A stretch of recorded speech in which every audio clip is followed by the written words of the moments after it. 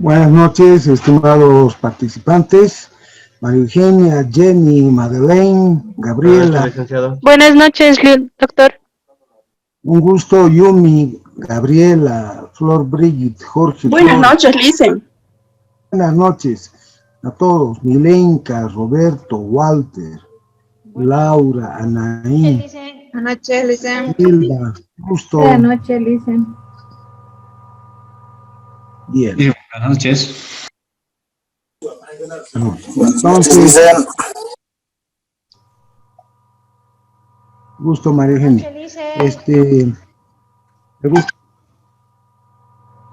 Voy a, entonces, esperando que, porque están terminando de ingresar, estamos en 19, estaré ya cargando los documentos, nuestras normas. ¿Cómo está, Jenny?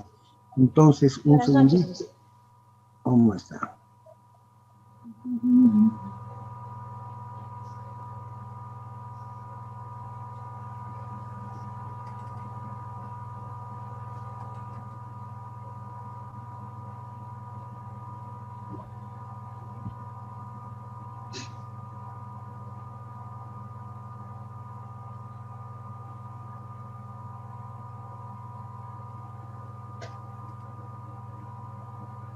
Justo, ¿se acuerda cuál era la tarea para hoy?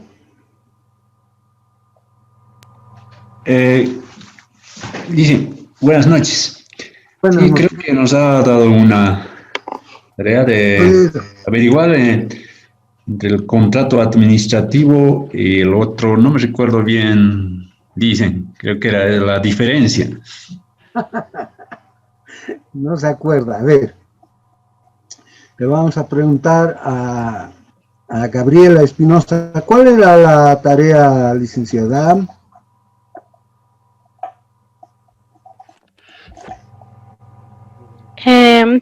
Buenas noches, doctor. Si no me equivoco, era la diferencia entre el contrato administrativo y el contrato civil. Sí, esa era, ¿no? Entonces, sí, con carácter previo, entonces, para ya ir ingresando, no sé si... A ver, voy a ver.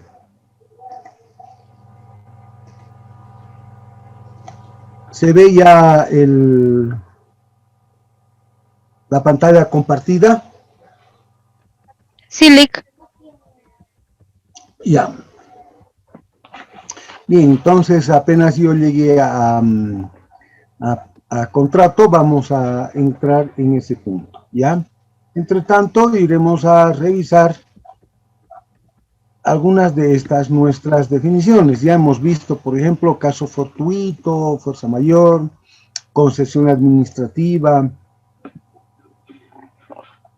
En las instituciones, quienes están en instituciones públicas, no huelga, sino que siempre hay que reiterar, si tienen ya un reglamento específico, esa norma o las normas del reglamento específico van en primer lugar, además van citadas en primer lugar. Contrariamente a lo que alguna gente cree, no, primero hay que citar las normas básicas, luego el reglamento, o el reglamento no citarlo sino cuando es indispensable. No es así. Primero, en los informes se hace cita de las disposiciones del reglamento específico, después de las normas básicas, después de la ley del procedimiento administrativo y después de todo lo demás, incluyendo la misma Constitución. Entonces, ¿por qué procedemos así? Porque esa es la manera de establecer la prelación de normas o preferencia en la aplicación en función a criterios de especialidad. Bien, hay ahora sí, contrato.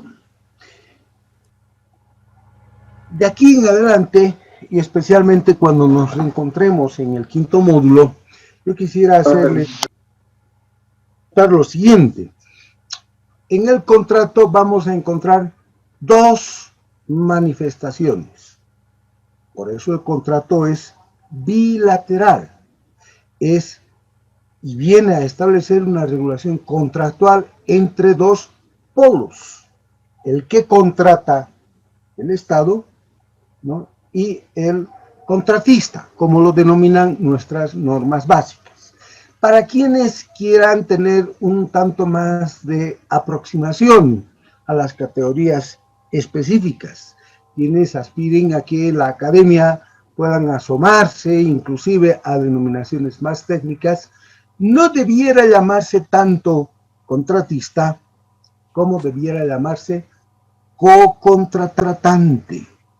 En los buenos libros, en algunas legislaciones más actualizadas, redactadas con mayor criterio técnico, insisto en el término, se le llama el co-contratante. Pero si ustedes ponen co-contratante, nadie les va a entender.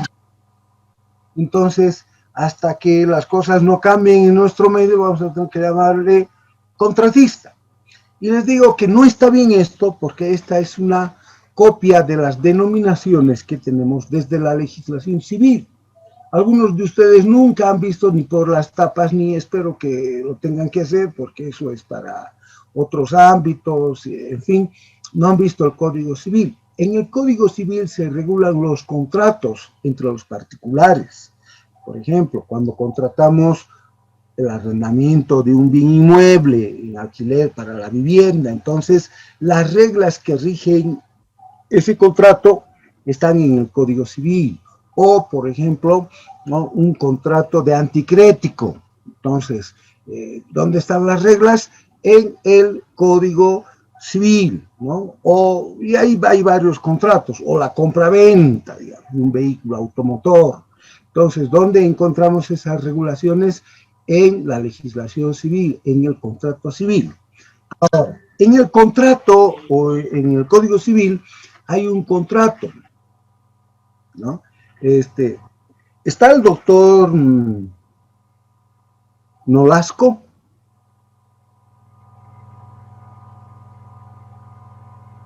Doctor Nolasco, justo, usted creo que es también abogado, ¿no es cierto?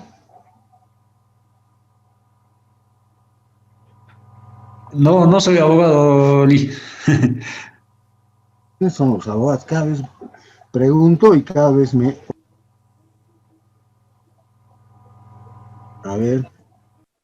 Bueno, hay un contrato que es un contrato de provisión de bienes, de servicios en el ámbito civil. No entro a las denominaciones exactas para no confundirlos, y allí se dice que es el contratista, 732 y siguientes del Código Civil.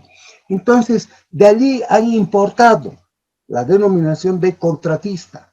Entonces, no es una denominación propia de nosotros, digo de nosotros, de quienes estamos en el ámbito administrativo, es una denominación propia del ámbito privado civil, de la legislación común.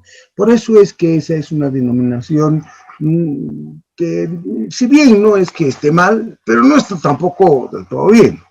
Entonces, volviendo a lo nuestro, de aquí en adelante, no se olviden nunca. No puede presentar esto. No se olviden, por favor, sus micrófonos. No se olviden nunca, un contrato tiene un carácter bilateral. Hay dos polos. De un lado está, conforme a nuestra legislación, un ente público o público estatal, y del otro lado está el contratista, aquel que yo estoy diciendo que debiéramos llamar co-contratante. Ahora bien, esta noción en la que de un lado está necesariamente, ¿no?, o alguna de las oficinas o reparticiones de la administración pública, es una noción equivocada, es una noción muy limitada, es una noción antigua, es una noción que no nos podría terminar de explicar algunas figuras. Tenemos un ejemplo. Estoy resolviendo para los que recién están ingresando a la sala virtual, a ver cuántos ya somos.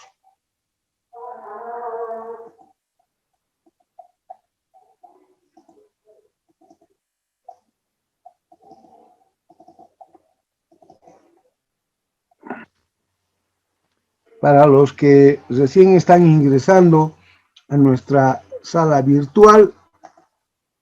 A ver, no sé por qué no puedo poner más ancho esto.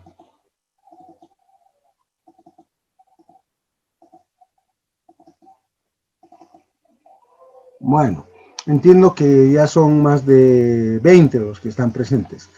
Estoy resolviendo la tarea de investigación, estoy yendo ya directamente a ver los conceptos.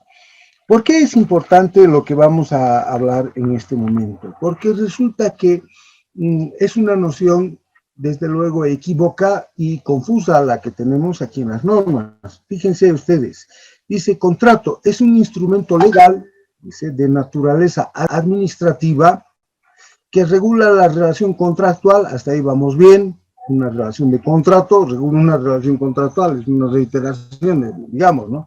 Entre la entidad contratante y el proveedor o contratista.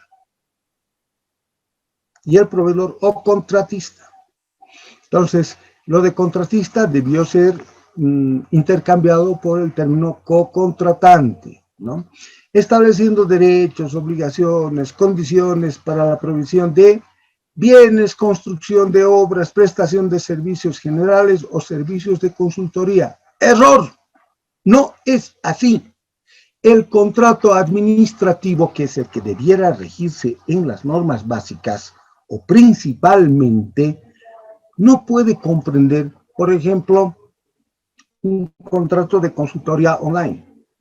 Yo he visto inclusive, ¿no?, contrato administrativo de secretaria. Es ridículo. Un contrato administrativo tiene involucrada la función administrativa, en términos más llanos. Dependiendo de cómo el contratista, entre comillas, satisfaga las expectativas que se ha formado ese ente público estatal, dependiendo de si cumple, ¿no?, entonces podríamos afirmar que también se cumple, ¿no?, la función administrativa. Una otra, dicho de otra manera, para que tenga mayor claridad. Si admitimos que la función administrativa, que es la que distingue al Estado en las administraciones públicas, es la satisfacción del bien común, el interés social, ¿no?, el interés de la colectividad. La Constitución nos habla del compromiso e interés social, el bien común. La noción de bien común nos llega desde Aristóteles, desde la patrística, o es una noción antiquísima, y distingue a la función, como estoy explicando y se están perfilando las ideas. Entonces, cuando un contrato, ¿no?, toca ese interés común, esos intereses de la colectividad, entonces sí es un contrato administrativo. Ejemplo, si la administración quiere construir un puente entre el departamento de Potosí y el departamento de Tarija, hay un río, entonces allí se quiere construir un puente y la administración central está consiguiendo financiamiento. Bueno, también puede ser alguna de las gobernaciones, ¿no? Ya, listo. Entonces, ¿eso interesa a todos? Interesa a todos. Entonces, porque hay un interés social, ese es un contrato administrativo. Ese sí es un contrato administrativo. En cambio, ¿no?, si vamos a contratar a una señorita de secretaria, eso interesa a la comunidad, al país entero. O sea, algo grave puede ocurrir si no se cumple con lo que se dijo en ese contrato. No, no es cierto. Entonces, ese no puede ser un contrato administrativo. Ese tendría que ser un contrato regido por las reglas del derecho común. Ya, listo. Por el Código Civil, como el contrato de alquiler y tal. De tal manera, y aquí viene lo importante, que en caso que se presente un conflicto, se pueda ir ante un juez común. Achacachi, pues en Achacachi, o en La Paz, en La Paz, si estamos en Caranavi, en Cochabamba, en Quillacollo, ¿no? En Santa Cruz, en Montero, donde hay un juez civil. Entonces, ¿no? Las cosas estarían mucho mejor, porque, a ver, yo les pongo este ejemplo. Bueno, antes de terminar de dar la idea, porque si no es así, si siempre, como aquí, está señalado, o servicios de consultoría, prestación de servicios generales, etcétera, ¿no? Porque si es un contrato administrativo, uno no puede ir ante cualquier juez, si es que hay problemas. Uno tendría que ir ante, que está en la ciudad de Sucre, cuando quien contrata, el contratante es la administración central, o ante un tribunal especializado también aquí en las capitales de departamentos, cuando quien está contratando es, digamos, la gobernación o es el gobierno autónomo municipal. Entonces, imagínense, ahora les pongo la figura, y este es un caso que de verdad me ha ocurrido, ¿no? Un día llegó al bufete una señora y dice, mire, sabe, yo trabajo, soy la concesionaria, no era concesionaria, pero así le llamamos nosotros, ¿no? Del servicio de té, del refrigerio, que ha contratado el viceministerio de no sé dónde, ¿no? Entonces, qué bien, qué interesante. Sí, entonces usted es la que les lleva sus jagüitas el día viernes y de lunes a jueves les lleva su marraqueta crocante con un buen pedazo de queso del altiplano. Sí, esa soy. Ya. Entonces, ¿cuál es su problema, señora? Mi problema es que no me pagan en el viceministerio, han cambiado de autoridad y lo típico, ¿no? Y entonces la nueva autoridad ha hecho corte de gestión, lo típico, y no quiere reconocer a los contratos de su antecesor. Y, bueno, pues a mí me debe, no me pagan. Y yo ya no sé de quién prestarle, porque cada vez me presto diciendo, ya me van a pagar la siguiente semana, de aquí a 5 días, me han dicho que el lunes, etcétera, etcétera. Les hago la pregunta, justo, Gabriela, bueno, Gabriela es muy sagaz, seguramente me va a contestar como un abogado. Ese contrato es de interés de la colectividad, o sea, que si, por ejemplo, un día viernes no llegan las jagüitas con el café caliente, la función administrativa se cayó al suelo y el mundo se vino abajo. ¿Qué opinan ustedes? No dicen.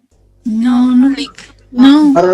Para nada, ¿no es cierto? Entonces no es un contrato administrativo. Miren, ya están razonando bien.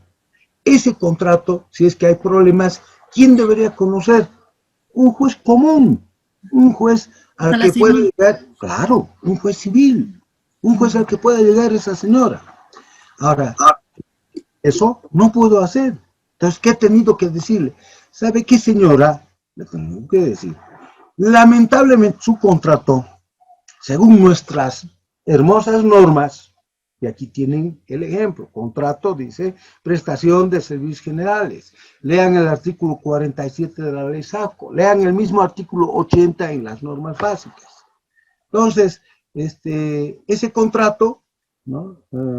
Es administrativo por el solo hecho de que una de las partes es la administración. Y, como hemos dicho hace un momento, como no puedo ir ante un juez, así como un juez civil, tengo que ir, si es el viceministerio, es la administración central, ¿dónde tengo que ir?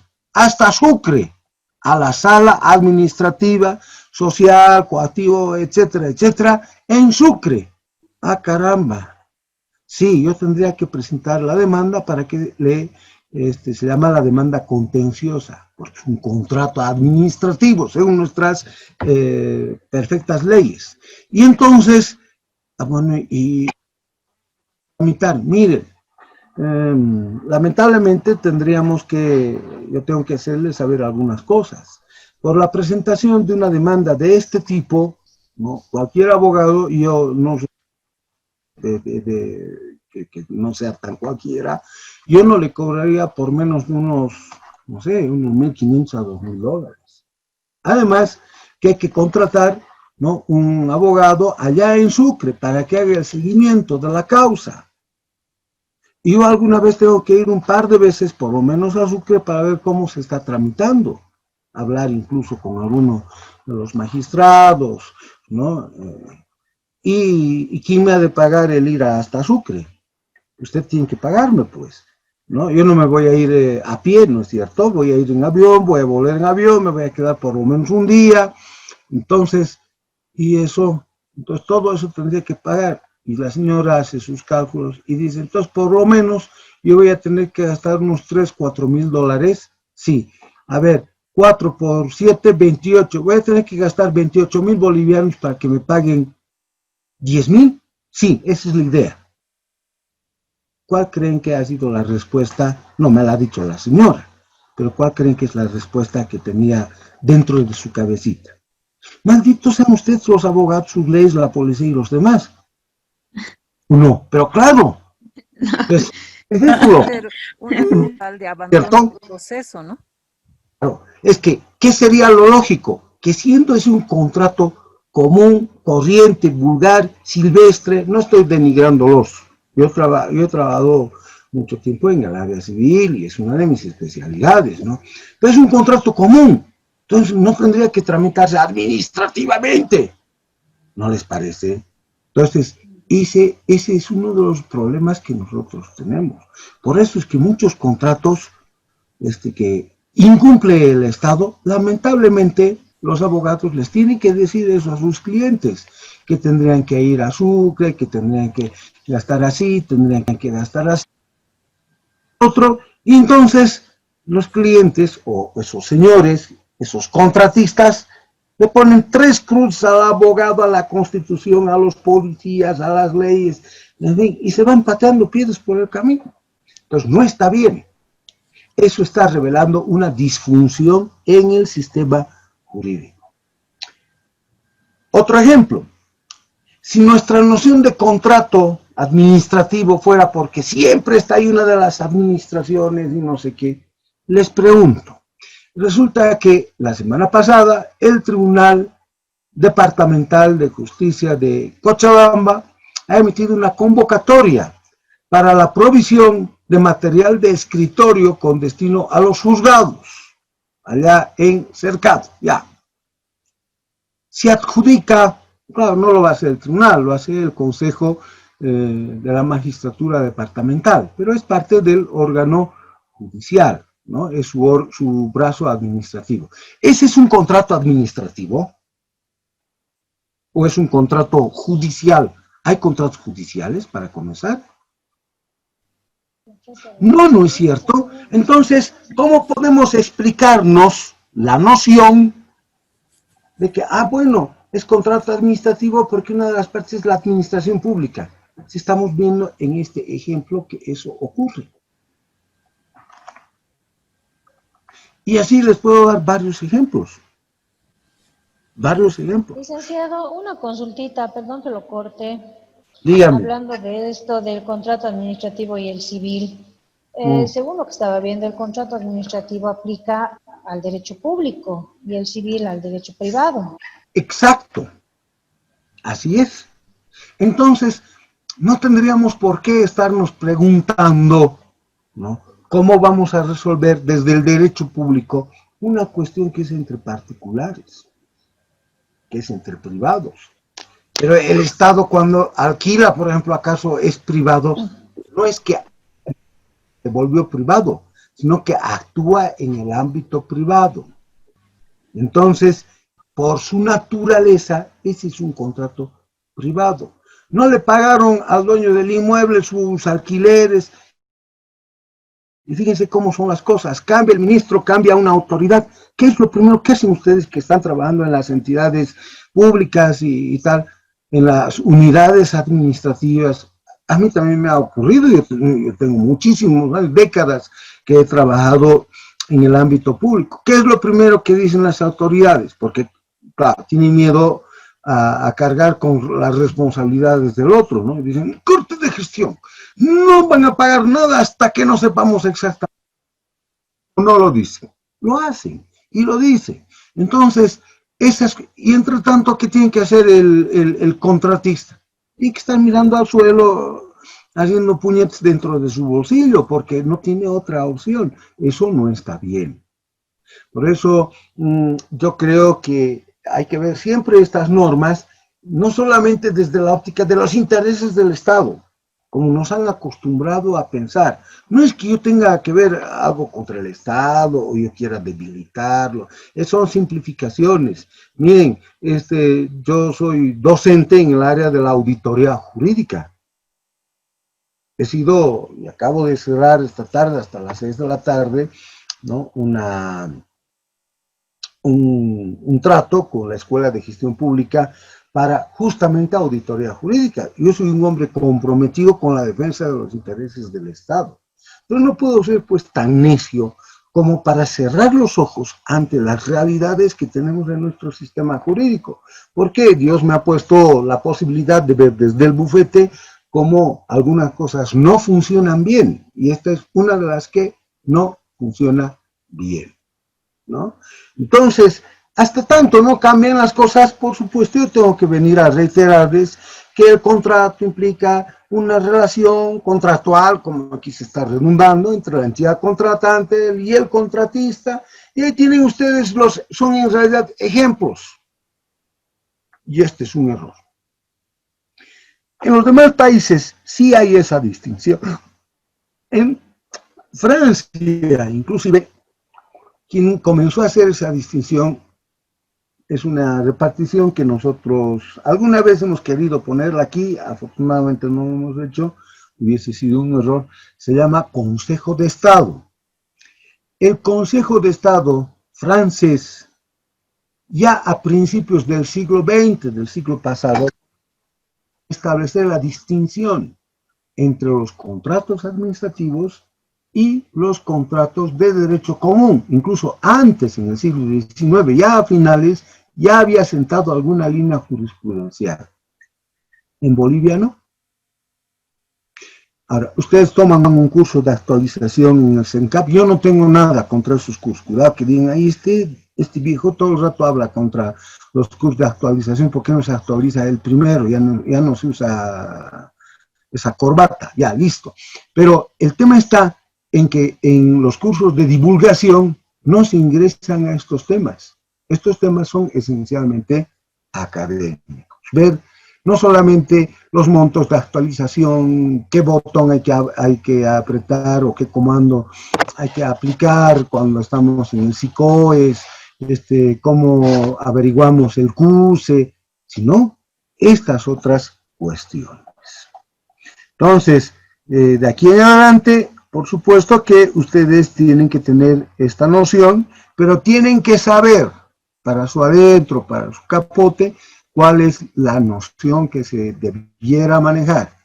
Por de pronto, es una manifestación bilateral de voluntades. ¿Por qué estoy insistiendo en esto de lo bilateral? Porque más adelante, en el módulo 5, vamos a llevar recursos administrativos. Y tenemos que ver una manifestación unilateral. ¿Así? ¿Cuál es esa manifestación unilateral? En la mal llamada pirámide de Kelsen, eso lo vamos a ver en ese módulo, ¿no? Le dicen la resolución administrativa. En realidad es el acto administrativo. Entonces, cuando adjudicamos un contrato, o cuando alguien se adjudica un contrato, ese es el lenguaje común, ¿no? Esa adjudicación viene de la mano de un instrumento que dice resolución administrativa, ¿no es cierto? Número tantos, palabras más, palabras menos. En realidad es un acto administrativo. Y un recurso, ahora viene la figura, se plantea los recursos administrativos. ¿Cómo se llama el recurso que nosotros tenemos en las normas básicas? Ya he hecho la pregunta 2 veces en días anteriores. ¿Cómo se llama ese recurso? En las normas básicas. ¿Recurso de impugnación? Administrativo de impugnación, este es su nombre completo. Muy bien. Entonces, es un recurso, tiene notas muy parecidas con el de revocatoria de descuento, por supuesto, pero también tiene notas muy propias y singulares. Pero no hay que decir, es que en la ley del procedimiento se llama revocatoria y en las normas básicas se llama recurso administrativo. No es así. No es así. Eso es simplificar las cosas y eso es no saber. Y ustedes tienen que saber esto. Sean administradores, sean economistas, sean astronautas, sean lo que sean, no sean abogados, ya está bien, pero tienen que saber que es un recurso que tiene su nombre propio. Y los recursos administrativos, el nuestro, de las normas básicas, así como esos otros que tenemos en la ley del procedimiento administrativo y que ustedes han escuchado hablar alguna vez en sus oficinas cuando han estado trabajando en el sector público, el de revocatoria, el de jerárquico, etcétera, ¿no? Se plantean contra una manifestación unilateral de la voluntad. Por eso es que las controversias en lo que toca a contratos tienen una vía, y las controversias o el debate a propósito de una manifestación unilateral de la voluntad, como es el acto administrativo, que en el lenguaje común decimos genéricamente es una resolución administrativa, tramitan por otras vías. Y saber cuándo vamos a estar en una y cuándo vamos a estar en otra no es una cuestión que solamente interese a los abogados, y por favor a nosotros no nos haga a cuatro la vida, que queremos ver las normas básicas y de una vez que rato vamos a entrar a la licitación. Yo estoy esperando eso y ya va toda una semana y estamos todavía con las definiciones y las nociones.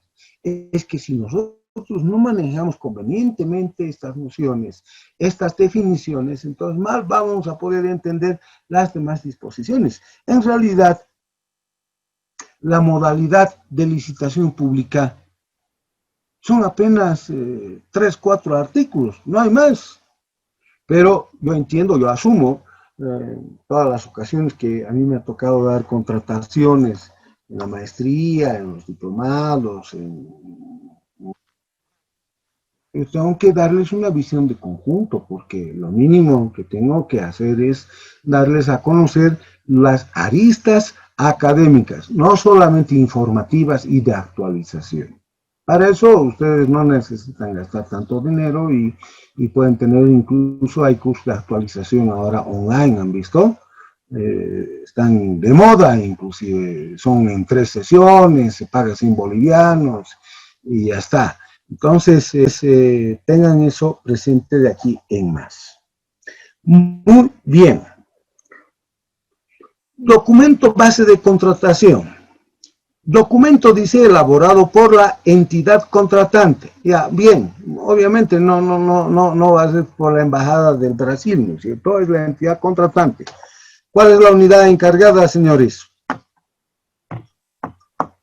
Con base en el modelo de...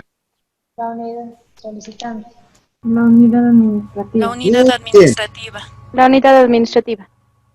Ya, es la unidad solicitante y termina de colaborar, por eso es un equipo o es un trabajo coordinado entre equipos, tanto principalmente de la unidad solicitante, porque ellos son quienes advierten los alcances técnicos que va a tener la futura contratación. La unidad administrativa efectivamente no tiene responsabilidad efectivamente en la redacción del documento base de contratación, pero quien tiene que dar el perfilamiento técnico es la unidad solicitante.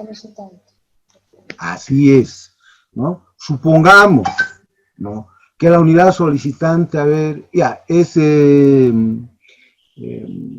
unidad jurídica, el departamento jurídico, ¿no?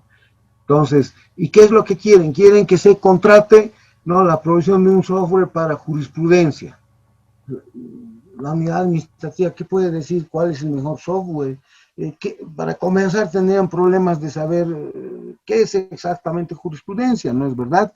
Quienes tienen que dar las pautas técnicas son los de la unidad solicitante. En el ejemplo que hemos dado, tendrá que ser la unidad jurídica. Entonces, Este documento base, dice, se hace en base al modelo del DBC emitido por el órgano rector. ¿Cuál es el órgano rector, señores? Ministerio de Economía. Finanzas públicas. Eso, que contiene las especificaciones técnicas o términos de referencia. Y miren qué debe contener. La metodología de evaluación. En un rato más vamos a ver evaluación, ¿no? Porque tenemos que ver cómo se hace ese cálculo. Y de hecho, en uno de los ejercicios, lo que me agrada de este grupo humano que conforman ustedes, es que no hay tantos abogados, entonces no va a haber el miedo de que les dé como ejercicio la aplicación de esas formas. Ya, para mis colegas abogados va a ser otra preguntita que pueden hacer alternativamente, pero es que yo les tengo que confesar a administradores, economistas, a nuestro ingeniero agrónomo, yo no sé, muchos abogados creo que han elegido su carrera por default, ¿no? Han dicho, a ver, ¿qué puedo estudiar? Tanto me insiste mi pobre vieja que estudie en la universidad. A ver, ¿qué puedo estudiar? Donde no haya matemáticas, donde no haya química, donde no haya física, entonces lo único que queda es que vaya al INSEF o entre a la Facultad de Derecho. Entonces esa no es una buena vía para encontrar profesión. Pero muchos abogados le tienen terror a las fórmulas. Y la fórmula que vamos a dar, que yo les voy a sugerir que inventen ustedes un ejemplo para que podamos aplicar. La mayoría no la ha aplicado, saben que existe esa fórmula, enseguida vamos a llegar, ¿no? Pero vayan creándose no es examen, es su constancia de haber participado en estas 2 semanas. Eso ya la siguiente semana vamos a terminar de afinar. Muy bien. Estamos viendo estas nuestras nociones, nuestras definiciones. Supongamos, ¿no?, que no hay una correcta foliación en los documentos que ha presentado el proponente. Se ha saltado del 35 al 38. ¿Es un error? ¿Es un error subsanable o es un error insubsanable? Subsanable. Subsanable. Muy bien. Claro. Es aquel que incide sobre aspectos no sustanciales, ¿no es cierto?, sin afectar la legalidad ni la solvencia de la propuesta. Supongamos que, por el contrario, en lugar de consignar como parte de las exigencias de las especificaciones técnicas, ¿no?, nosotros ponemos como proponente, ¿no?, que se hará con fierro de 1/4, cuando en realidad están pidiendo para la construcción del puente 3/4, ¿error subsanable o insubsanable? Insubsanable. Insubsanable, ¿no es cierto? Porque ya incide sobre aspectos sustanciales, ¿no es cierto? ¿Quién va a aceptar, pues, que un puente con un fierro menor o de menor resistencia, o que no alcance los requerimientos que se han establecido desde un principio en el DBC? Bien, ya hemos visto fuerza mayor. Inspección previa. Dice, es una actividad previa a la presentación de propuestas y que consiste en la verificación del lugar y el entorno. ¿Quiénes van a ir a la inspección previa? Los proponentes. Claro, los eventuales proponentes, todos aquellos que están interesados. Cuando ellos, virtualmente, decimos, ¿no?, cuando ellos se reúnen y hay que hacerles conocer, ¿cómo se llama ese lugar virtual donde les hacemos conocer cosas, se les comunica, se enteran que una convocatoria, ejemplo, fue declarada desierta, pero en general donde acceden a la información? ¿Cómo se llama ese, entre comillas, ese lugar? También tiene su referente. A la entrada nosotros vemos un transparente y a ese transparente, a esa ventanilla con llavecita donde están los anuncios, ¿qué le llamamos? Mesa de partes. Muy bien. Ya me hablaron muy favorablemente de ustedes, son muy inteligentes, ¿no? Entonces, saben muy bien las cosas. Yo prefiero que parezca que hago preguntas y voy con cosas muy elementales, porque hay gente que no conoce, nadie nace sabiendo, ¿no? Entonces, hay gente que recién se está enterando y, bueno, si voy a entrar a hablar directamente, ¿saben qué? El leasing conforme a un decreto de la época de Paz Zamora tiene que ser así, o sea, se va a escapar ese pobre participante, ¿no? Entonces, ¿no? Bien que tengan ustedes las nociones claras, la mesa de partes, la inspección previa, donde los proponentes, y ojalá siempre fueran el mayor número posible, para así aplicar el principio de Transparencia. y Participación. Igual, bien. eso, ¿no? ¿Cuál es el bien jurídico, abogados? ¿No? La más amplia concurrencia. Entonces, miren, estamos aplicando simplemente este principio. Bien. ¿Alguien quiere hablar sobre el contrato de leasing? Quizás el economista. A pesar que hay un economista, ¿no?, entre nosotros. Sí, dos. ¿Dos? Somos 12. ¿12? ¿12 economistas? Dos. Ah, dos. Uno, dos. Ya. 1, 2. Ya, 1, 2, ya. ¿Quiénes son? ¿Quién me está hablando en este momento? Jenny le habla, Alicia. Ah, Jenny. Ya, Jenny. Entonces, a ver, ¿quiere usted hablarnos sobre el leasing? ¿O prefiere dejarle espacio a su compañera?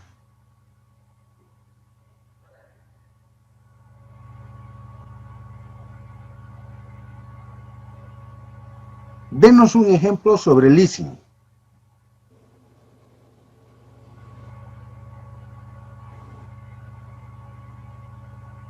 Bueno, yo les daré entonces. Sí, adelante, o el que quiera hablar, finalmente es en realidad para darles opción a que puedan participar, a que quizás salgan de la duda, con alguna inquietud, etcétera. Adelante. El leasing es una cesión, una concesión de vehículos.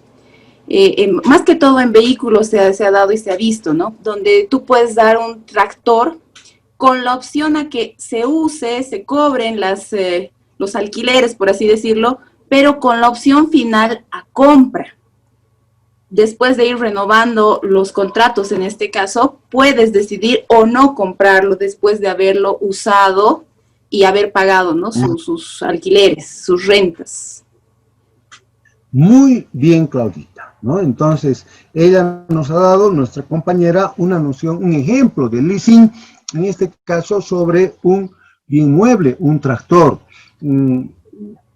Hay varios ejemplos, hay incluso leasing inmobiliario sobre bienes inmuebles, aunque no es tan frecuente y más bien en nuestro medio se ha dado mayor aplicación al leasing, ¿no?, sobre equipos, maquinaria, etc. Donde generalmente vemos leasing es en aeronaves, ¿no?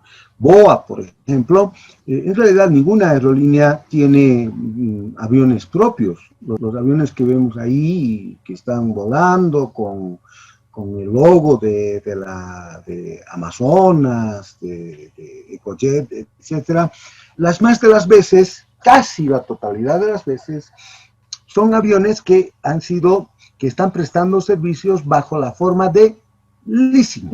Es un contrato que se estableció, el contrato de leasing, en el ámbito privado, pero que dadas las facilidades, las oportunidades que se tiene para acceder a bienes que de otra manera sería difícil adquirirlos por el alto costo que representan. Fíjense, un avión 737-300 no debe estar costando menos de unos $5.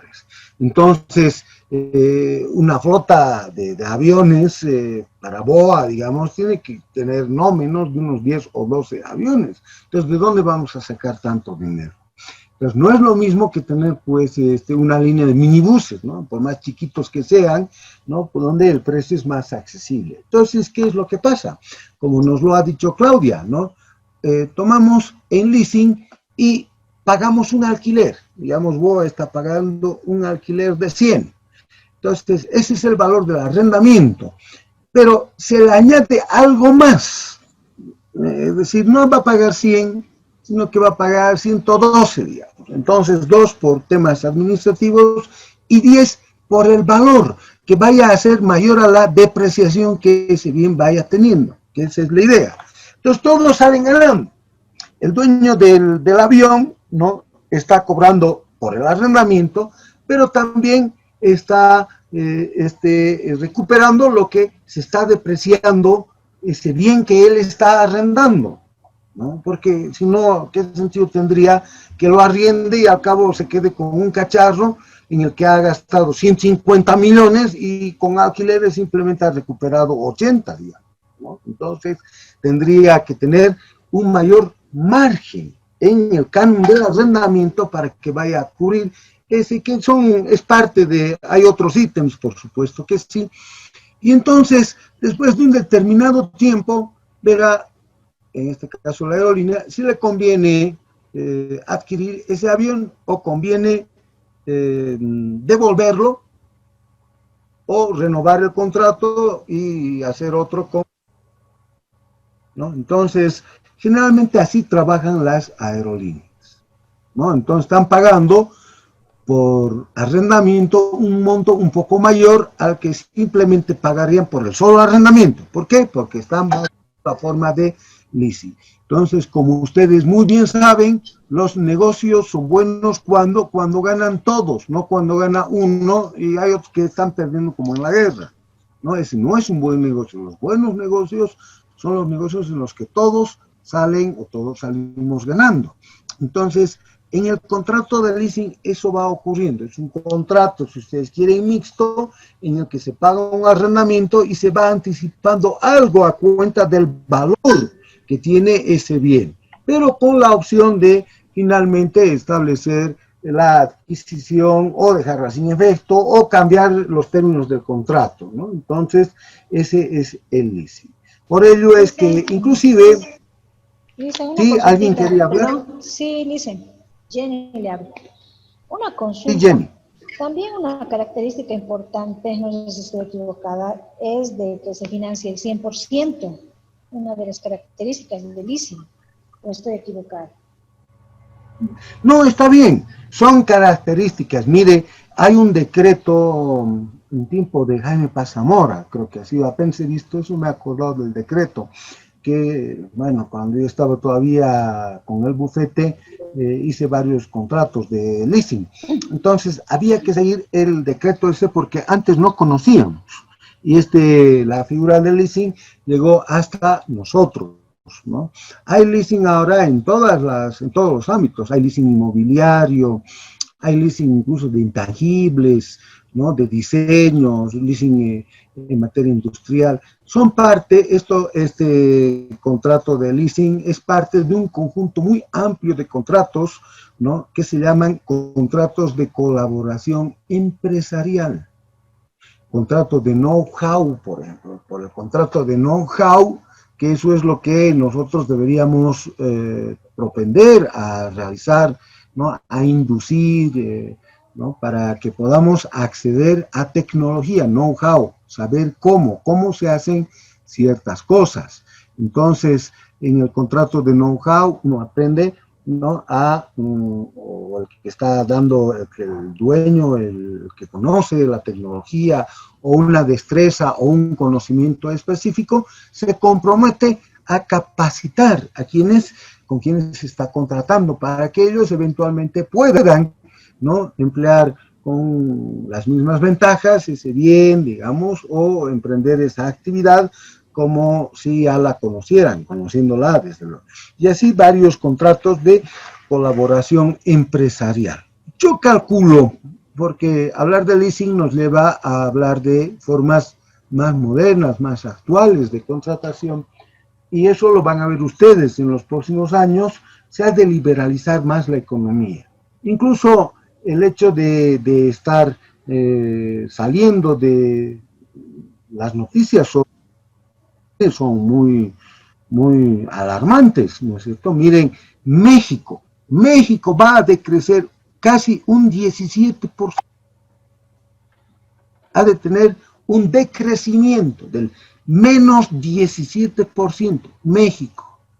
En la Argentina dicen no vamos a decrecer menos del 12%. Y en Bolivia dice que va a ser entre 8 y 9, yo no sé hasta dónde eso será cierto, quizás nuestro Jenny, usted o su compañero o compañera nos puedan dar algunas otras noticias. Parece que somos como un corchito, ¿no?, que flota en el océano, no se hunde. Eso nos ayuda, no es que nuestra economía esté blindada, son pamplinas, pero el punto es que los países más grandes son quienes han de sobrellevar el mayor peso, ¿no?, de esa detracción económica que se avecina. Bueno, entonces el punto es que pasado este primer momento, en que además nuestros países, los estados han de asumir un papel protagónico en la economía, es por fuerza, es necesario que se liberalice la economía, que haya mayores acuerdos comerciales, porque tenemos que recuperar todo lo que hemos perdido en este año que ha de pasar a la historia como un año nefasto, un año funesto, el 2020. Y entonces, que es a lo que yo quería llegar, contratos así como el leasing, vamos a tener otros contratos, y hay que ver la manera, ¿no?, de incluir. Seguramente nos van a sugerir que veamos alguna forma de incluir estos contratos de colaboración empresarial, ahora también aplicables al ámbito público, en nuestras modalidades de contratación estatal, sea en la licitación pública, etcétera, para que podamos acceder en mejores condiciones a la satisfacción de las necesidades que nos hemos planteado resolver a tiempo de hacer nuestro POA y especialmente nuestro PAC, ¿no?, de establecer el cronograma de nuestras contrataciones estatales. Bien, ahí está mesa de partes.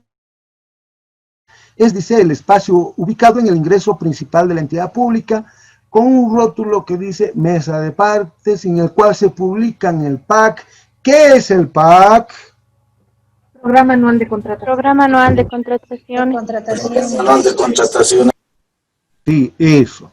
Así, ¿no? Convocatorias, resoluciones impugnables y las resoluciones impugnables. Vuelvo otra vez. No todas son impugnables. Cuando en el módulo 5 veamos cuáles son las que sí son impugnables, vamos a ver que no pasan de 5. Y el resto no se puede impugnar. Entonces, por eso es importante el que nosotros conozcamos qué es lo que se puede impugnar y qué es lo que no se puede impugnar. Hasta que llegamos a los métodos de selección. Aquí tenemos uno, selección de calidad, otro en el que se suma a la selección de calidad la propuesta técnica y costo, es un método más complejo. Este otro es un método más simple de selección del menor costo. La gente cree que eso es lo que tiene que guiar, ¿no?, que a la hora de comprar tal o cual cosa, mientras más barato, mejor. Y especialmente las señoras saben que no siempre lo más barato es lo mejor. Una visita han estado yendo a la Uyustus esta última temporada. Yo desde que se vino la pandemia no fui ni por si acaso, pero siguen vendiendo mercadería. No, la verdad no sé. Siguen vendiendo, doctor. Sigue abierto, el mercado está todavía activo. Ya, y bueno, en el tiempo que yo iba, hasta hace unos 8 meses atrás, claro, porque a veces un sábado en la tarde mi esposa me decía, estoy aburrida, vamos a ver a YouTube, a ver qué hay de nuevo. Ay, no, por favor. Entonces, mientras él estaba viendo, y toda la vida era lo mismo. ¿Cuál era su reclamo? Ay, la mercadería china, que no sé qué, que está matando a la industria nacional, que tampoco la industria nacional hace cosas demasiado buenas. Entonces, entonces, ¿para qué venimos, pues, si vas a protestar tanto? ¿No? Entonces, a lo que quería llegar es, ¿no? La industria china, hay industria china muy buena, pero que no llega a nuestro país. Por ejemplo, hay industria china que imita los relojes, los Rolex, por ejemplo, ¿no? Pues parecen los originales. Y además tienen casi esa calidad de los originales. Un reloj Rolex, el reloj más fino del mundo, ¿no? Y claro, esa es la calidad 1, hay la calidad 2, la calidad 3, y a nosotros nos llega la calidad 4 y la calidad 5, un poco más y no nos mandan murciélagos, ¿no es cierto? Entonces, esa es la mercadería que lamentablemente llega hasta nosotros. Pero la industria china no es que necesariamente sea así un desastre, sino que lo que nuestros comerciantes privilegian, porque eso es lo que nuestra gente está muy acostumbrada a ver, es el menor costo. Entonces ellos seleccionan mercadería en función al menor costo, a cómo van a llegar a un público mayor. Pero esa es la mentalidad del comerciante. Nosotros en el Estado no siempre vamos a elegir el método de selección de menor costo, porque lógicamente hay ciertos bienes, hay ciertos servicios en los que queremos tener más bien calidad. Seguramente iremos por el método de selección de calidad. Dice aquí, método de evaluación que permite seleccionar la propuesta que presente la mejor calificación técnica. ¿Cuál podría ser un ejemplo para la mejor calificación técnica? La que nosotros quisiéramos acceder. ¿Qué bienes o qué servicios creen ustedes que están sujetos a la mejor calificación técnica?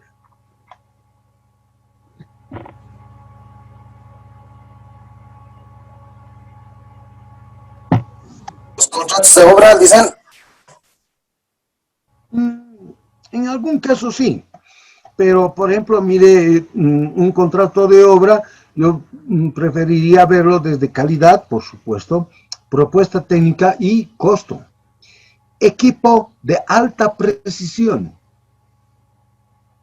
Por ejemplo, un equipo de alta precisión quirúrgica. No va a ser pues por selección de menor costo y este microscopio, no sé, este microscopio amplía 20 veces, pero más que suficiente porque es a ojo, ¿no? Yo creo que sí debe tener el coronavirus y yo creo que en este caso no. No, tenemos que tener plena seguridad. Entonces, el método de selección de calidad va generalmente enfocado, ¿no?, a instrumental de precisión. Insumos técnicos, ¿no?, químicos, reactivos, donde las especificaciones son sumamente exigentes, ¿no? Entonces, selección de calidad. Autobuses para el servicio metropolitano. ¿Cuál elegirían ustedes? ¿Calidad, propuesta técnica y costo, menor costo? ¿Cuál? Calidad. Propuesta técnica. Calidad, propuesta técnica. Lo que pasa, doctor, es que también cuando uno escoge calidad, también tiene que ver que tenga un buen colchón económico, ¿no? Porque hacer todo un proceso de licitación y poner el precio referencial, el tope que tenemos como entidad pública en ese presupuesto tampoco es, ¿no? Se utiliza más que todo, como dice, para buscar mejores equipos, mejores bienes especializados en calidad. Pero también la entidad tiene que tener un buen colchón económico, ¿no? Porque los precios también son altos, ¿no? Ya, por eso miren muy bien que ya se adelantó nuestra compañera. Vean, método de selección de presupuesto fijo. Aquí es que ya tenemos un techo, un tope. Método de evaluación que permite seleccionar la propuesta que presente la mejor calificación técnica de acuerdo al presupuesto fijo que ya lo teníamos preestablecido. Pero, por ejemplo, en lo que toca digamos, al transporte público, ¿no? Si bien, por eso, es que son puntos de equilibrio, ¿no? No hay una respuesta definitiva a aquello que nos diga, esto es así y no puede ser de otra manera, ¿no? En lo que toca al servicio de transporte público, automotor, terrestre, el gobierno autónomo municipal no ha seguido el criterio únicamente de calidad, porque los bus que han llegado han sido bus chinos, ¿no? Aun cuando yo sé que la fábrica donde han comprado dice que tiene componentes que son de industria europea, etcétera, pero no ha sido únicamente la calidad. Entonces dependerán de las circunstancias, ¿no? En cambio, selección de menor costo, cuando generalmente bienes y servicios simplemente nos regimos por especificaciones muy generales. Por ejemplo, cierto material de construcción, cascajo, digamos, ¿no? O como le llaman los agregados, los áridos, ¿no? La construcción. Entonces, si es que pudiéramos nosotros conseguir agregado, cascajo, es esa piedrita menudita que utilizamos en las mezclas, ¿no? Hay, por ejemplo, en otros países, este cascajo lo hacen unas máquinas chancadoras. No tienen, como nosotros, ríos, lugares donde pueden ir a rescatar. Nuestros areneros rescatan arena y también rescatan cascajo, o lavan arena, lavan la piedra, etcétera. Y hay lugares en los que no es posible acceder a estas ventajas que nosotros tenemos. En La Paz tenemos una gran variedad. En Santa Cruz, por ejemplo, no hay eso. ¿Qué es lo que no hay en Santa Cruz? En Santa Cruz hay arena, pero ¿qué no hay? Piedra. Ese es el problema que tienen en Santa Cruz, ¿no? No tienen piedra. En cambio, nosotros tenemos piedra, tenemos arena, tenemos cabeza de piedra, todo tenemos, ¿no? Entonces tenemos mayores facilidades. Por eso es que el método de selección de menor costo va hacia bienes o servicios en los que la calidad no es distinguible de un proveedor con respecto a otro. Entonces, sin más de algún caso, ¿no? Si tuviéramos más tiempo, pues sería bueno hacer un ejercicio para una licitación pública en el que ustedes puedan sugerir si vamos a emplear el primer método, el de selección de calidad, el de calidad, propuesta técnica y costo, ¿no? Porque de calidad, propuesta y técnica y costo es una calificación combinada. Pues no es solamente calidad, sino es combinada. O menor costo, y al otro extremo. O finalmente el presupuesto fijo. No queremos salirnos de nuestro presupuesto, pero deseamos contratar si estamos al interior de una organización administrativa.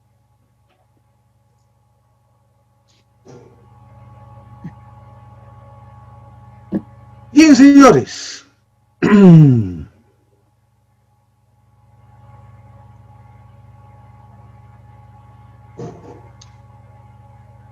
Precio. Al igual que hemos visto el método en nuestras definiciones, tenemos en lo que respecta al precio. Precio referencial. ¿Cómo hace la unidad solicitante, según la experiencia que algunos de ustedes tengan, cómo hace para establecer un precio referencial? Los economistas suelen denominar técnicamente esa tarea. Esta vez que no sea Jenny quien nos ayude, que sea alguno de los otros participantes.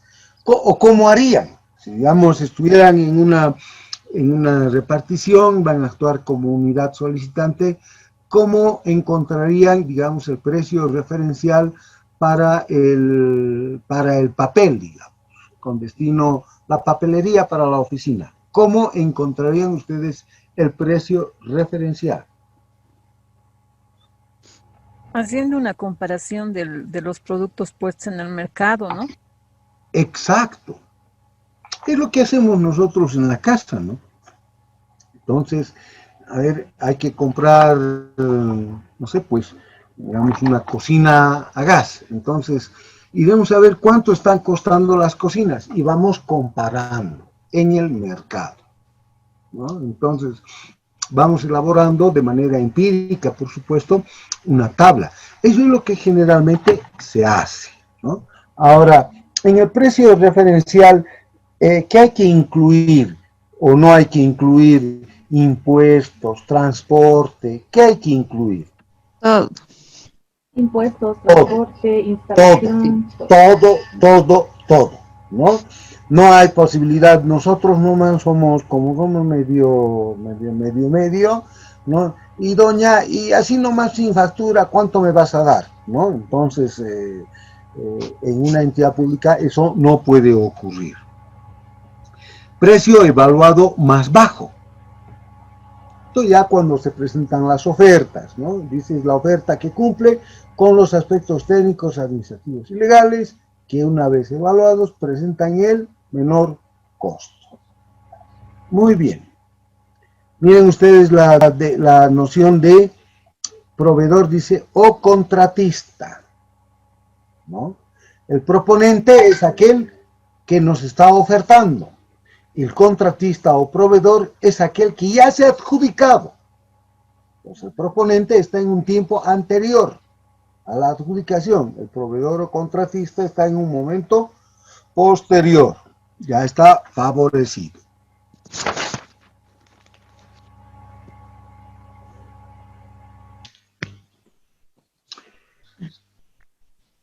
¿Cuáles son las empresas públicas nacionales estratégicas? Porque fíjense ustedes aquí en CACA, que inciso, ¿no?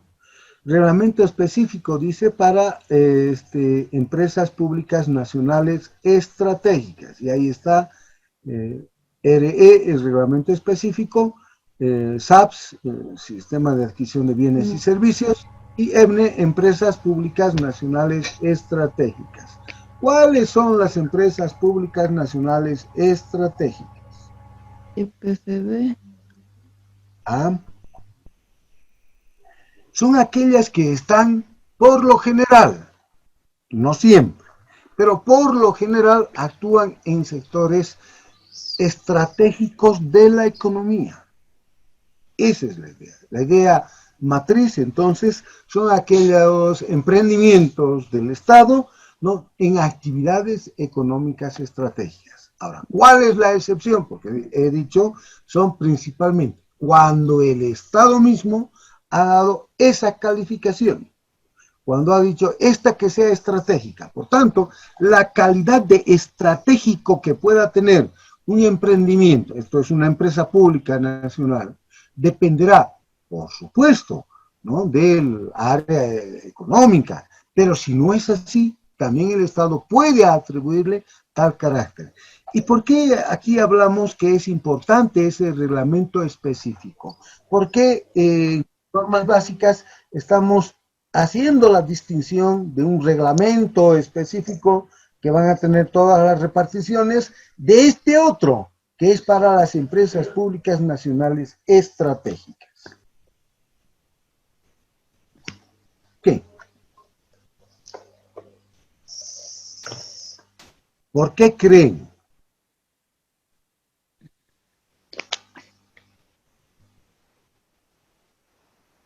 ¿Les parece que tendría que ser siempre el mismo régimen, plazos, modalidades y tal que tenemos en las normas básicas que son comunes?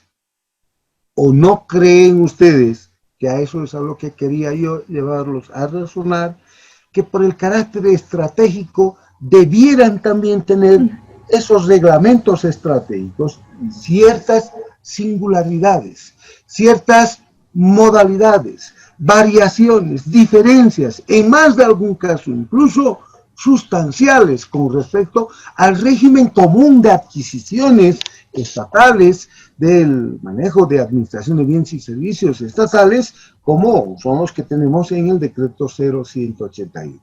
Esa es la importancia de ese reglamento específico. Bien, teníamos ayer una tarea. Les ampliaré, porque no estaba muy seguros de cuál es su tarea. Jenny, ¿me va a ayudar, por favor? Usted que está atenta. El día lunes a primera hora vamos a hacer la pregunta. Me va a recordar. Cuidado con que le estén haciendo bullying después a Jenny. Le estás haciendo recuerdo al doc, ¿no? Por estar de corcha. No. ¿Qué pasa, Elba? Así normalmente decimos en la universidad cuando le ayudan al docente. ¿Qué pasa, querida paisana? Doctor ya escogió su auxiliar. No, es que en mi cuadrito así de figuras justo está Jenny a continuación de donde yo estoy. Entonces, por eso es que, si no, le hubiera dicho Eso es Lisen, sí. pero no es Cruz, Alba González. Nuevas modalidades de designación de auxiliar, doctor, con el Zoom. Pues me va a hacer recuerdo porque vamos a dejar esto pendiente este fin de semana, por ejemplo. Vean y revisen quién es el RAA. En una anterior versión, yo no sé qué pasaba o era qué ocurriría. ¿Qué es el RAA? Pregunto, nadie podía dar. Doy como tarea, ¿no? ¿Y qué es RAA? Nada. 2 días hemos estado en eso. Entonces no puede ser eso, ¿no? Entonces, les ruego, por favor, vean quién es RAA, de dónde viene, qué importancia tiene para nosotros. Eso vamos a revisar el mismo día lunes, ¿ya? Entonces, miren, no vamos a ingresar a este punto porque, bueno, si bien podríamos ya hacerlo, pero tendremos ya una idea muy clara cuando veamos las actividades ya en el proceso licitatorio. ¿Listo? Ya lo sé. Muy bien. Pues me hace recuerdo, ¿ya? Ya lo sé. Vayamos a U, unidad administrativa, unidad jurídica, unidad solicitante. ¿Qué relación hay entre estas tres?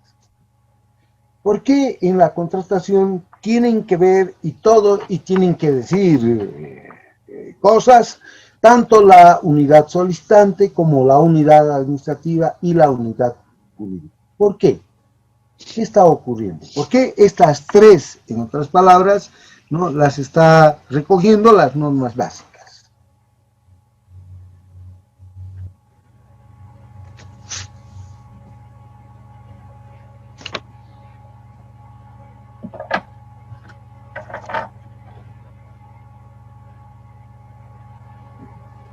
Porque son los participantes del proceso.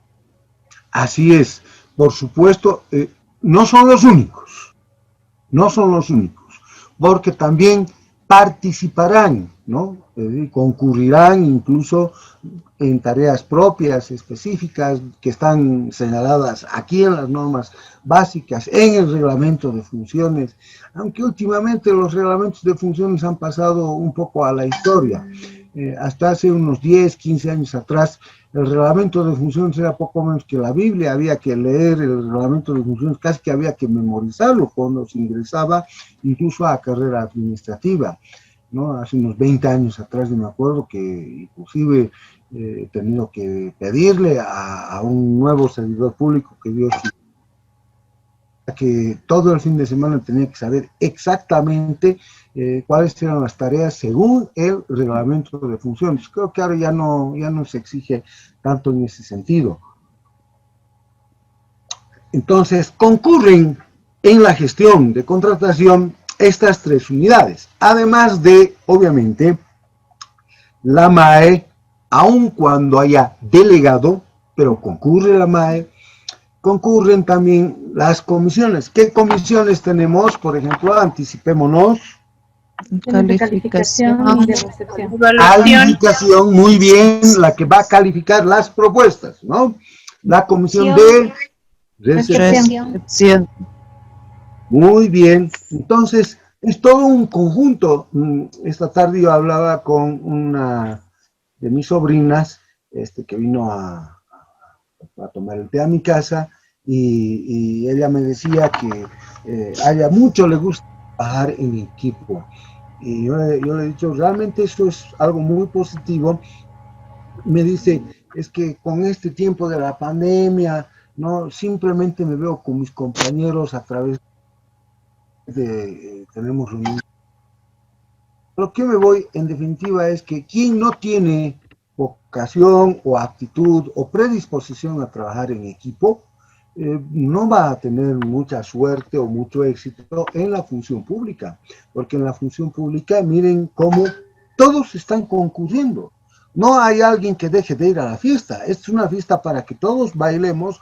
Toca salsa, todos bailamos. No, yo solamente bailo reggaetón y no bailo otras cosas. Entonces, todos tenemos que estar prestos no solamente a colaborar, sino en su momento a participar desde una u otra área. Así como también sigo insistiendo en esos términos, en que la responsabilidad nos ha de llegar a todos, ¿no? Entonces, no hay como en algún momento se ha pretendido y tal, simplemente que sean responsables los fusibles, ¿no? Todos llegan a ser responsables, comenzando por la máxima autoridad ejecutiva. El día miércoles incluso sobre ese particular les he insistido y les he dicho, en los próximos años se van a intensificar, ¿no?, los criterios, los mecanismos atributivos de responsabilidad, y el cuento de, no, yo lo elijo porque quiero, o yo soy el presidente, a mí me parece que este es ministro porque está con aire de ministro, o me interesa que aparezca como ministro porque es muy representativo. Esos criterios no sirven, no son buenos, y por el contrario nos han creado más de algún problema, y ustedes lo saben, en las oficinas, porque a veces quien no está en condiciones técnicas de conocer el trabajo suele imponernos, cree que si le decimos que no es así y es así, es que le estamos saboteando su gestión, y ese tipo de cosas que no corresponden en absoluto. Entonces, si aquí las normas básicas están refiriendo a estas 3 unidades, es porque estas son las que visiblemente en un momento previo a la contratación misma están concurriendo de manera activa. Comencemos por la última de las aquí nombradas, la unidad solicitante. Es la unidad, dice, o instancia organizacional donde se origina la demanda de la contratación de bienes y servicios. Pregunta, ¿se inventó esa demanda o es que ese contrato ya estaba, aunque sea de manera genérica, previsto? Ya estaba programado, Doc, en nuestro POA. En el POA y en el PAC. En el PAC. ¿Cierto? Entonces, dice donde se origina la demanda, y donde es en realidad donde se origina la demanda actual, ¿no? O donde se inicia, si ustedes quieren, el mal llamado proceso de contratación administrativa. Entonces, esta unidad solicitante, ¿qué tareas o responsabilidades tendrá en principio? Elaborar las especificaciones técnicas. Muy bien. Y además tendrá que contar con algunos documentos que acrediten algo, como que, por ejemplo, Precio referencial. Precio referencial. Certificación presupuestaria. ¿Quién dijo certificación presupuestaria? Yo. Me dicen. Gabriela Chino. Gabrielita, muy bien. Entonces, es así, ¿no? Es la que se encarga de tramitar esas certificaciones, porque si no hay presupuesto, si se lo han gastado o hubo un cambio en la asignación de montos, en las partidas, y no hay presupuesto, ¿qué tal si lo hacen de manera desaprensiva e inician el proceso de contratación? A ver, le preguntaremos a un abogado. ¿Quién sean nuestros abogados? Creo que Nolasco es uno de ellos, ¿no? Doctor Nolasco, ¿está usted presente? Sí, buenas noches. No se puede, pues. ¿Hay alguna figura de reproche si es que, digamos, se iniciara el mal llamado o el llamado proceso, que no es proceso, ya se lo he explicado, de contratación sin contar con la certificación presupuestaria? Si usted fuera malo, porque yo sé que usted es un hombre muy bueno, de mucho corazón, ya me contaron eso antes, a alguien verdaderamente malo, ¿de qué les acusaría? Responsabilidad administrativa. Responsabilidad.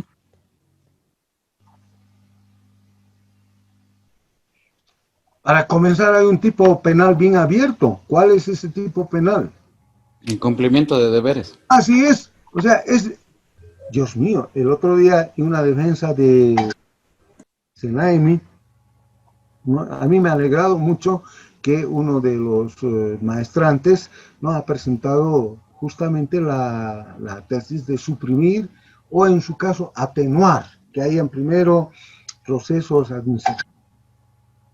Puede ser que un fiscal de materia que nunca ha visto en su vida cómo se trabaja al interior de la administración o de alguna de las administraciones públicas, muy suelto de cuerpo, ¿no? Ya propone, induce a la aplicación del tipo penal de incumplimiento de deberes, lo cual es efectivamente un ingreso. Solo quienes hemos visto, hemos estado en la función pública y conocemos los problemas que allí se presentan, podemos aquilatar la dimensión, ¿no?, de que nos apliquen, no es que un proceso penal, ¿no?, por lo que algunas veces, como en este ejemplo que les estaba señalando, no es sino un descuido. Desde luego que es un descuido que evidencia un desconocimiento bastante notable de cómo operan los trámites y las gestiones administrativas, pero no creo que eso tenga que ser motivo como para seguirle a alguien un proceso penal. Fíjense ustedes cómo, ¿no?, el conocimiento de todos estos aspectos, ¿no?, en lo que toca a la unidad solicitante y por supuesto aquellos otros que ustedes los han señalado, tiene que perfilar técnicamente, ya tiene que anticipar, tiene que estar en borrador el documento base de contratación. Eso. ¿Y quién tendrá que luego, a continuación, revisar? El área administrativa y el área de la unidad administrativa. Muy bien. ¿Y quién tendrá finalmente que terminar de supervigilar que las cosas estén conformes y tal? La unidad jurídica. Claro, o el abogado que está allí. Y ojalá la MAE tuviera conocimiento de estas cosas. O no quisieran ustedes que su MAE pase diplomados como los que ustedes están pasando, porque para muchas MAEs es muy fácil decir, haga usted esto, haga usted lo otro, pero es que yo no, eso no se puede, o eso no se puede hacer de esa manera, tiene que ser, no, usted me está poniendo problemas, seguramente usted es del anterior partido y cosas así, que no le vienen al caso. Es que es así. ¿Creen ustedes que no conozco?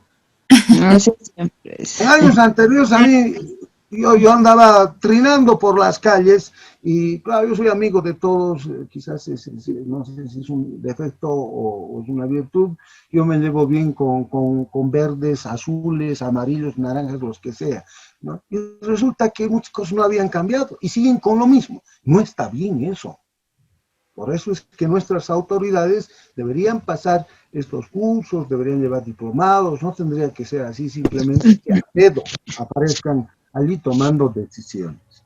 Entonces, todas estas tres unidades interactúan, ¿no? Entonces, deben interactuar. Doctor, una consulta. Adelante. La unidad jurídica, incluso la unidad administrativa, ¿hasta dónde es responsable de la elaboración de las especificaciones técnicas? Hablando, como decía hace rato, tal vez de un equipo de alta gama, alta tecnología, ¿qué tanto puede saber la unidad jurídica para, digamos, controlar esas especificaciones técnicas? Esa es la pregunta del millón, pues, porque resulta que hay una recomendación procuradural, la 002 y hay dos, pero la que causó más problemas es la primera. A ver, Si me mandan ustedes por el chat, me hacen recuerdo, Jenny creo que podría hacerlo, ya que ya sabe que ella va a estar de auxiliar. Delegada. Para que les haga llegar la recomendación procuradurial correspondiente.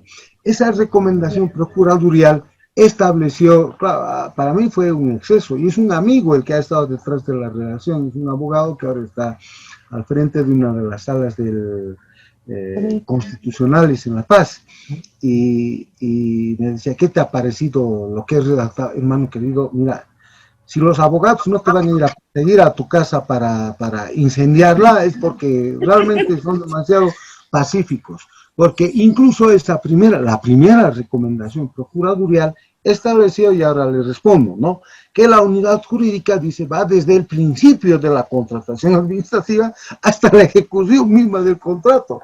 Entonces, cuando se cayó ese famoso puente que estaba a medio camino entre Cochabamba y Quillacollo, que es un alcalde muy conocido,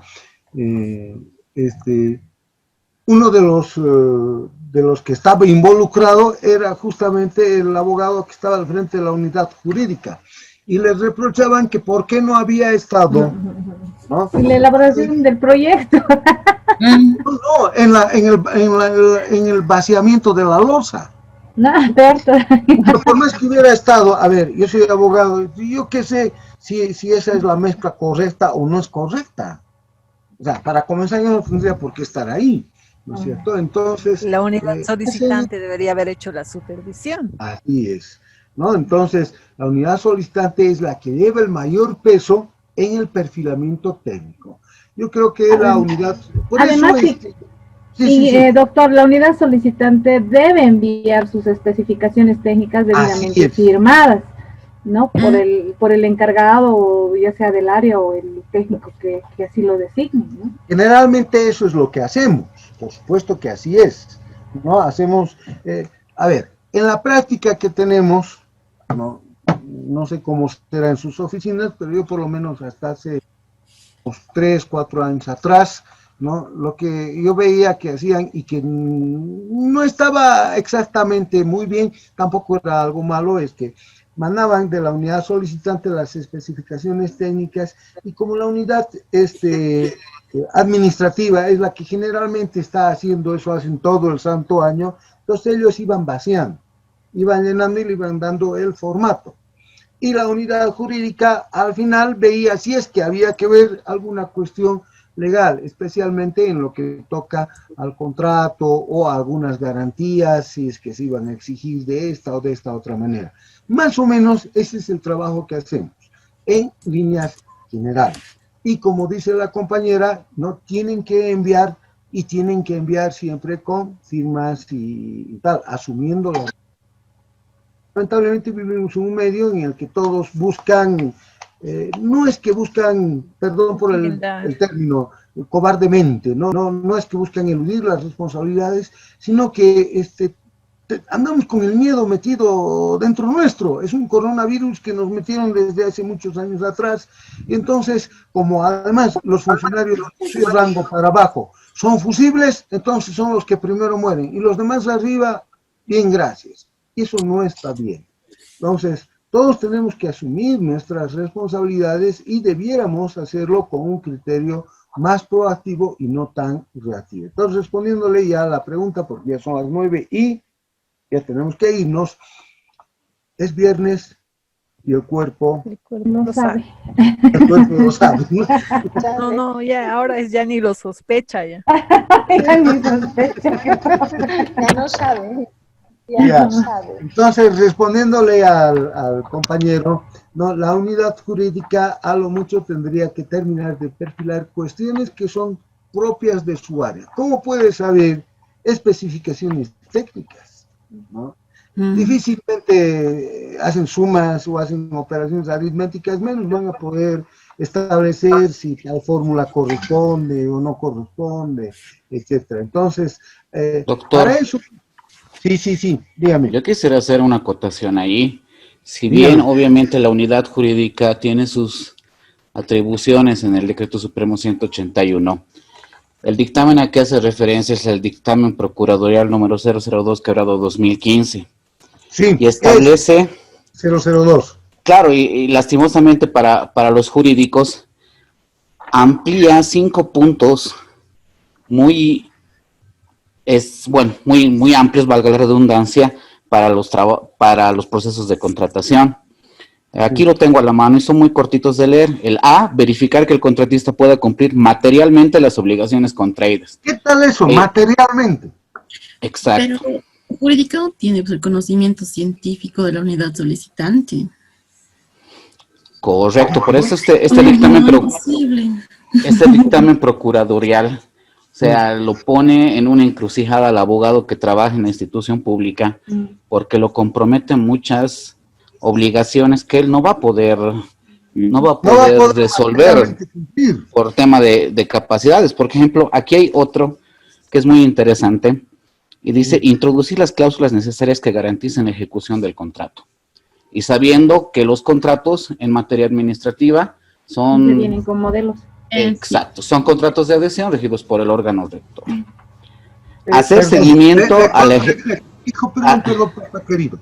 No son contratos de adhesión. Ese es un defecto muy común en la percepción que tenemos. Son contratos que contienen cláusulas reglamentarias que son de aplicación insoslayable, que ya vienen en el modelo. Un contrato de adhesión es, lo toma o lo deja, ¿no? En este caso, parece que fuera eso, porque no hay posibilidad alguna que el contratista o el que se adjudicó diga, no estoy de acuerdo con este contrato. No lo puede hacer porque ya desde el DBC lo ha conocido, pero no hay que confundir, ¿no? Entonces, antes que se me vaya, los abogados no van a aplicar la fórmula que la siguiente semana les voy a hacer conocer, van a hacer una crítica bien fundamentada, pero no es decir, no me gusta, no me parece, que era un tiempo en el... Nada de cuestiones políticas, porque eso no es el tema, sino que haga una crítica jurídica y además razonada sobre ese pronunciamiento que tuvo la Procuraduría, no en el 002-2015, y hay otro más, que se los voy a adjuntar. Entonces, me parece muy oportuna y muy pertinente que la observación o la idea que en este momento se me ha ocurrido. Siga, doctor, perdón, adelante. O ya le quité las ganas. Un poco, pero voy a seguir. Bueno, y este último punto a mí es el que más me llama la atención. ¿Cuál? Que es de hacer seguimiento a la ejecución contractual en cuanto al cumplimiento de los plazos y condiciones, que también es una responsabilidad muy amplia que le delegan al responsable. Y le cuento que eso lo partieron en dos. Por eso es que sugirieron que en Cochabamba, en el puente que se le cayó a... ¿Cómo se llamaba ese alcalde? Que era folclorista, el apodo. Rolanco, le decía.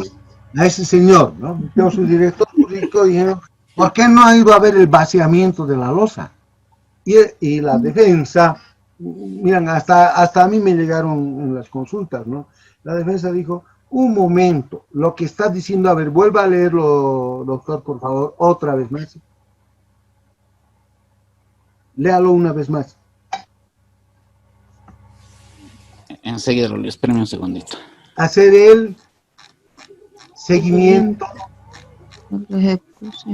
en la ejecución. Bueno, entonces a lo que quería aquí está. Hacer seguimiento a la ejecución contractual en cuanto al cumplimiento de los plazos y condiciones. ¿Saben qué dijeron? O sea, con el deseo de que le caiga nomás, ¿no? Hacer el seguimiento en la ejecución contractual. Entonces, él debió estar al tiempo de sus cosas. Pero, ¿y doctor, qué hacía el supervisor, el fiscal de la obra? Nada, que el abogado se lo va a hacer el trabajo. El abogado que tendrán que prestar su casco para que vaya y meta el dedo a la mezcla y diga que o está mal, ¿no es cierto? Entonces eso no está bien. Ese tipo de cosas son excesos. Creen, claro, el que redactó esto es un amigo, un colega mío conocido. Uno habla del pecado, no del pecador, ¿no? Creía que había hecho una gran maravilla. Y eso es es impresentable, ¿no? Entonces eso. Estimados colegas, muchas gracias, doctor. Así tienen que participar. Esa es la manera de llevar adelante. Tienen que disfrutar su diplomado.